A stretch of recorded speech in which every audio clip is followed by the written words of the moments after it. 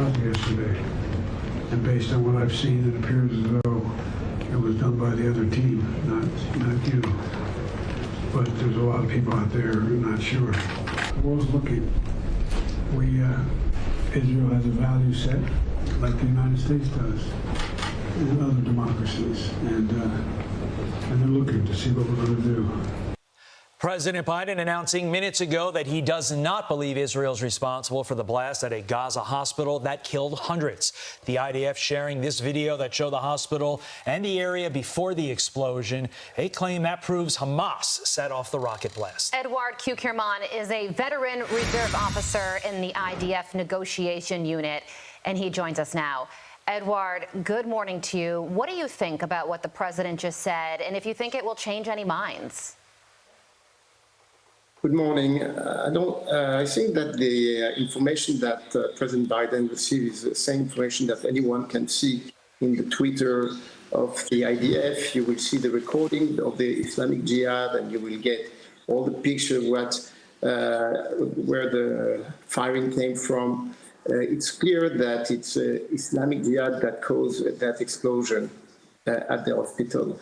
Now, I'm not sure that people in some Islamic organization want to hear about the Israeli position. They have one goal, is the destruction of the state of Israel. They are not looking at any evidence. The Islamic Jihad responded regarding the cause of the explosion about 30 seconds after it happened. The Israeli authorities analyzed the images. They listened to the discussion between the guy that suddenly at the Islamic Jihad terrorists understood that they were the cause of the firing. And it took us 2 hours to provide all the information, and the evidence is clear.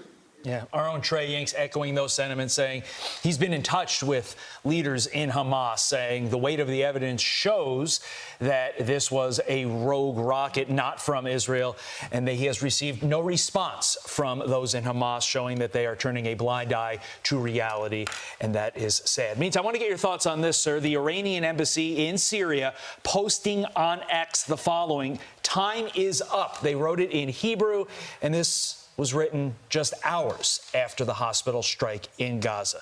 What do you think they mean when they say time is up? I mean, it's not the first time they say that. The Iranian regime has been saying that for so many years.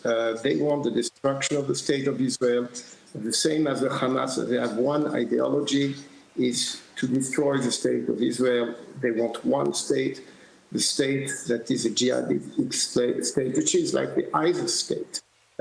We know that for many, many years, and that's why we have not only to fight the Hamas, but we have to fight all the terrorist organizations that have been financed by Iran. And that's the whole chaos that is happening here is because Iran has been financing the Hamas and the Hezbollah, and that's why we are under fire. Edward, out of curiosity, going back to the hospital bombing, do you know why and how the IDF is able to distinguish between placing blame with the Islamic Jihad and not Hamas? How are they making that distinction between who's responsible?